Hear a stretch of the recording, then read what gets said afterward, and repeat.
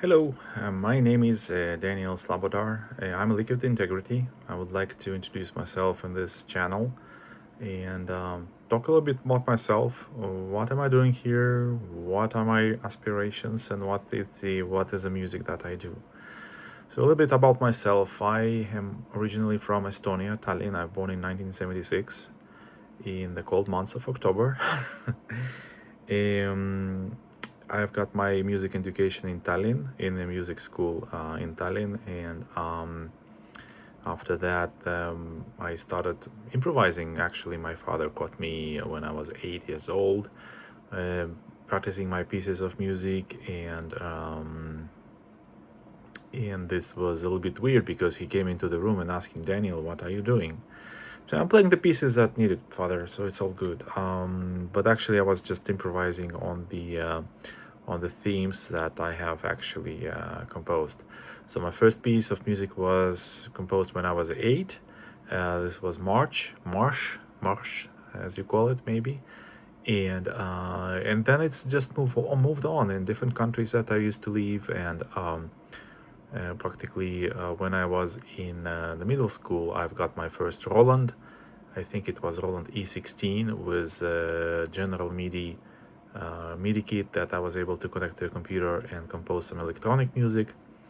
I used Master Tracks Pro back then, and it was so much fun because I was able to create a bass line. I was able to play with the sounds and the sound textures, and to kind of see what does the process looks like when you are generating an idea from just a piano and orchestrating it with the bass line, drums, and all that other stuff.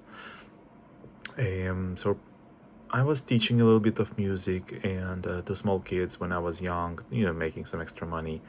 And when I became a little bit older, after my army service, I was started to get an education. So I started to study in the Music Academy of Jerusalem for 1 year, tried to get accepted to the music composition program over there, but unfortunately I couldn't go through the examinations. So they finally accepted me to become a performer, which I was much better than a composer, I guess. Um, but then I just moved on and just started to study humanities in the Open University of Israel, and practically after that I just moved and done something to make money. So I have a computer degree in computer science, which I got from Mercy College in New York, Dobbs Ferry. um, and that's it. That's for the last 30 years I've been working as an IT engineer. In addition to that, I was composing, making music, a lot of music. um, I cannot say it's a hobby. It's my half life actually.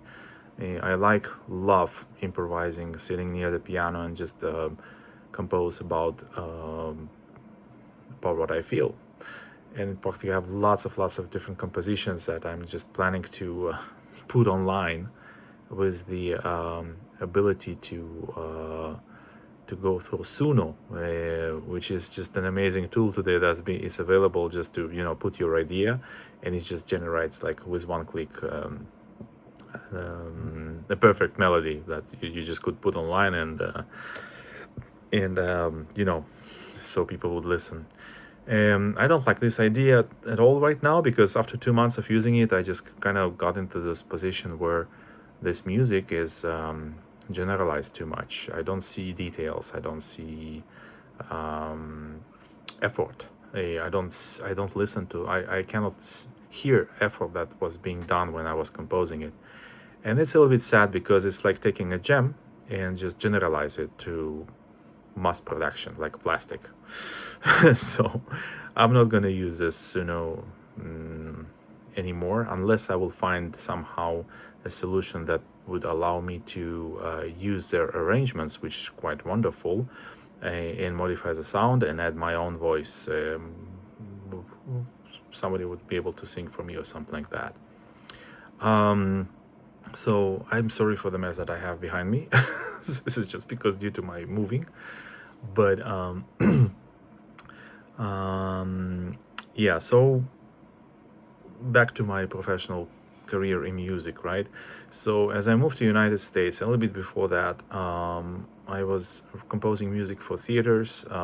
Practically was working with Lutsk Theater in Ukraine with a friend of mine who is Dmitry Melnichuk. Right now, he is in the Ukrainian army. He's hopefully he's go back from this awful war, be back alive. I'm praying for him. And so we are actually done together one show called Oscar and the Lady in Pink, written by Oscar Emanuel Schmidt, a famous writer. And this was my first entrance to the theater music. And this show was running for about 2.5 years in the city of Lutsk, and people were just like coming into this show. And the play actually is in Ukrainian, but the music I composed for it was took me about 2 months to compose. And I have a video somewhere on my channel that you could watch it. It's in Ukrainian, but maybe you could translate it to English. So after that I moved to California. I started to join the Theater U, which is located in not so far from San Jose. And over there I composed another actually 7 shows, additional shows that were running with my music over there. I was working with the producer and director of the show, Larissa Rizek. She's a wonderful person, and it was a challenge to work with the theater like live, coming every day or twice, 3 times a week, be part of the team, see how this is being like generating from scratch, and then just to become the final production, which is amazing process. It's kind of sharpens your skill of your creation, of your creativity, and kind of allows you, gives you the ability to see beyond and to see how the director sees the show, and kind of look the final product when it's available. And I know the director is a final authority of the show, and she says whatever you need to do, you have to do this. And just if you have to remake that specific piece, yes, you just go back home, you do your homework, and you do it again and again and again until it fits.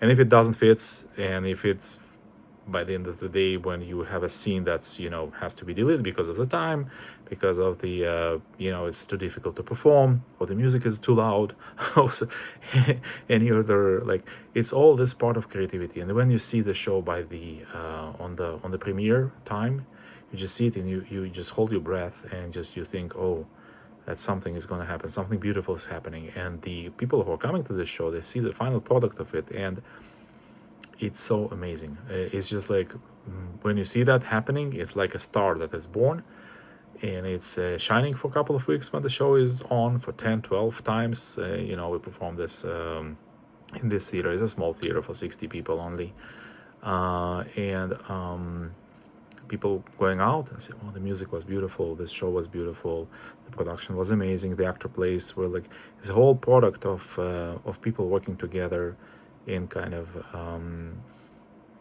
making something beautiful together. So with that theater, I done 7 shows, and now I moved to Oregon. I no longer live there, but still I'm kind of very huge supporter of that theater, because it's a local theater that still does those amazing shows, and the actors there are being performing, and those are not, I couldn't say amateurs. it's incorrect to say, because the theater exists for the last 20 years, and there are like people who are really doing their best, and I cannot like name it. It's a non-professional theater, it's a professional theater.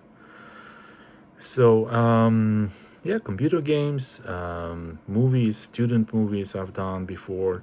And my process of creation is very simple. I sit by the piano, I'm thinking about something, right? So about some I don't know, feeling, atmospheric vision. I've seen something, I have felt something, and I sit by the piano and I just start improvising. The first time improvising around some specific harmony, going around the chords back and forth, using some articulations, some creativity over the over the piano, and the message came. The message is coming. The message usually is partial. It's not like a complete melody that comes up or pops in my mind. Oh, there's like some kind of a chord progression that I see, or I feel, or I listen, and the melody just comes up. And oh, that melody is nice. Let's keep it. Let's just keep it in my head. Let's put it aside. Let's improvise some more. Maybe some other parts will come. And they're coming. And they're coming because you are sitting by the piano for 20, 30 minutes, 1 hour maybe sometimes. And this melody comes, and then it comes more and more. And next day I sit and I just continue working on the melody and develop it some more. Sometimes it's too much. Sometimes the melody doesn't sound good the next day. I don't know. I just decide to either go with it or not. And particularly when you're working for something like not for the music itself, but for the theater, you have to think, oh, I need this specific beat for this scene. I need this specific mood, like some ambience, like tension, drama, comedy, walk, superpositions of actors that are standing, that holding, waiting, pausing. It's like this whole process when you're thinking about it, about the show. I would look at it as looking for this gem, this specific gem that will hold all play, like a theme, like we used to call it in the when I was studying music, we used to call it like a leitmotif in the opera, right? It holds the whole show, and around it you can create as much music as you'd like, because one melody, even with 3 notes, is enough to create the whole play. And that's the beauty thing about the music, that you don't need to spend time on arrangements. You don't need to spend time on sophistications, technologies, sound. And I had a friend of mine whom we used to play together, jamming sometimes. He was sitting hours and days and months of creating the perfect arrangements to get the most beautiful sound out of it. And still, when I hear it, there was some hissing noises and some other stuff. The most important thing is the melody, and I'm a melodist myself, although I do think that using the right chord progression around harmonies and sequencing is very important. But the melody is the core. Melody builds beat. Melody builds harmony. Melody builds what you feel, right? Yeah. So after that, when the show is created, people are reflecting and thinking, and I'm just looking at those shows that I've done 7, 8 years ago, 10 years ago. I've been doing this for the last 15 years. I miss it a little bit because now I don't have any gigs that I'm just trying to put my music into it. And currently I'm in the process of switching a company that distributed my music over the internet. And with release of those Meta and AI and all those companies that are making money out of the poor musicians that are earning microcents out of each play, it's quite awful, because it's not that I'm trying to make a living out of it, but still, I do want my music to be heard, and also would like to get paid. And paid in a way that I would be able to, not to sustain myself, but at least to get by a coffee. My royalties generated for last couple of years, I was making maybe $10 a month, maybe $15, and I had 50,000 of plays, right? Like of Facebook and Instagram, and suddenly it was just like, oh, Mr. or Mrs. Slabodar, you were completely, we were taking your royalties back. Why? Because the royalties practically haven't been paying you in a lawful way. We need to take it back. So what do you mean you take it back? You played it, people used it, you gave me money for that, now you're taking it back. So anyway, I'm just trying to switch to a company which would be able to provide me a proper space where I can put my music, where people would be able to buy my CDs and would be able to watch my videos or buy a vinyl, support me on my webpage, and maybe to buy some tickets to my shows. Maybe I'll perform. So anyways, to make a long story short, my next project now that I'm working on is I'm doing like a tango collection album of tango pieces that I've composed. And I still don't know how this is going to be, because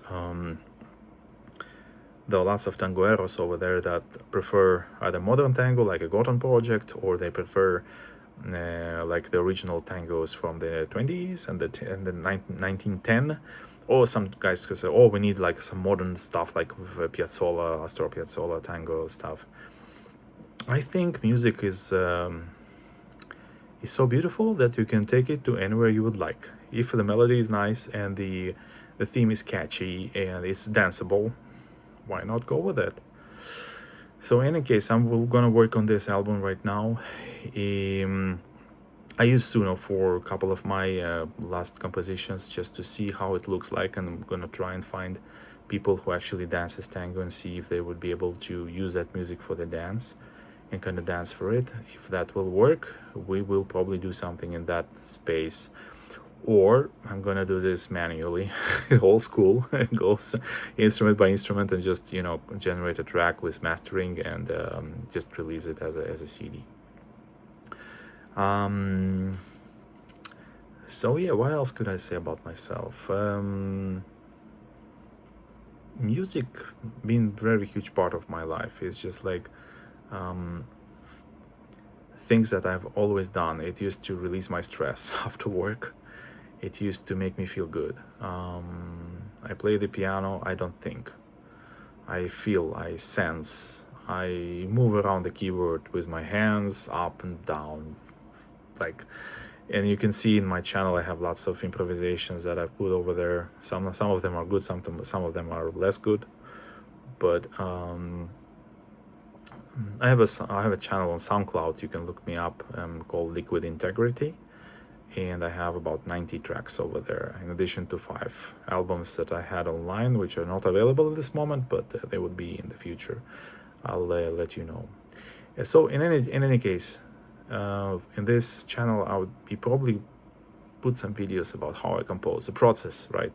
That's the most interesting part. What is my process of composing? Because every composer has his own process, right? I have my own process of composing. I have my own process of producing music, and not that it is there is like a rule of how do you do that, right? Every composer, I think, has to develop its own style of composition, style of producing, and all that. But the most important thing, I think, is improvisation. Improvisation comes out of practice. How do you take a melody and make it new? It's all about that. Like, how do you take a melody and make it new, make it interesting, make it more sophisticated, develop it? I don't know, Happy Birthday to You, for example. How do you develop it? Or Love Story. How do you develop it? How do you make it minor, maybe major, maybe in a valse, maybe in a march way? And by reading the notations of all those famous composers, if you go back in the 19th century, 18th century, all composers, famous composers, let's put it, all composers, they knew how to improvise. And if you look at the Beethoven sonatas and the variations, it's amazing to look how far and how advanced Beethoven was when he was composing his sonatas, the 32 sonatas. And you look at the notation, you see the progression, the usage of harmonies, the usage of different tempos, the usage of feelings. And he was a really like crazy guy, that he was just like raging constantly and sometimes he could be really gentle and romantic. So, and you can see this in all his pieces, that he was practically knew how to improvise properly, and that's became very helpful when he was composing huge and big pieces of music and orchestra, and for piano and orchestra. So in any case, if you like this channel, my content, please feel subscribed and share, as usually we like to say to the whole audience.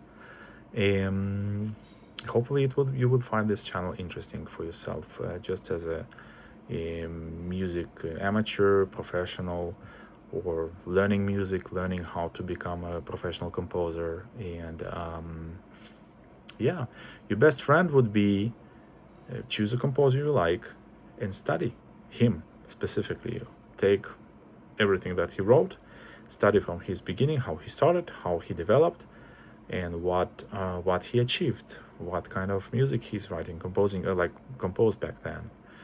And there is a lot to learn. Everybody say, yeah, let's take Bach. Yeah, Bach is he's a major major guy.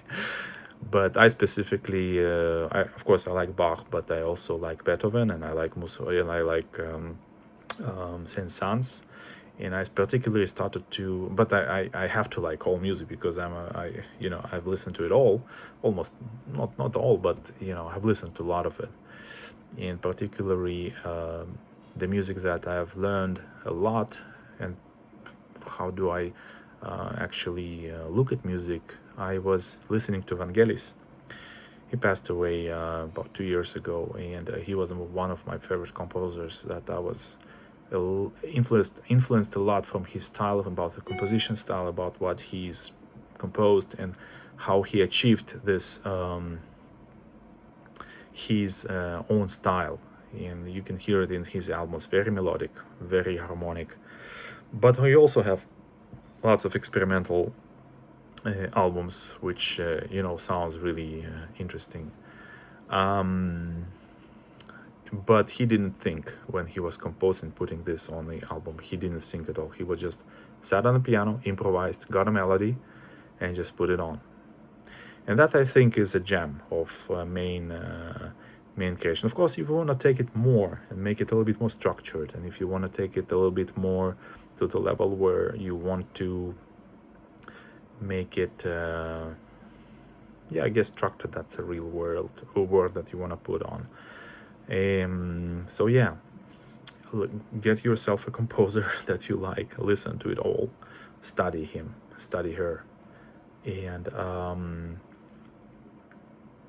there is not a lot to say about how do you study to become a composer.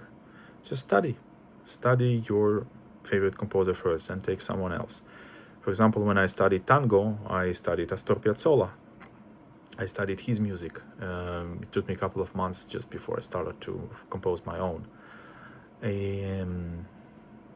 So that's going to be a channel about this, practically, about the composition, style, improvisation. How do I improvise? How do I create? That's going to be about my process of composing. Thank you again for listening. Subscribe and share. Thanks so much.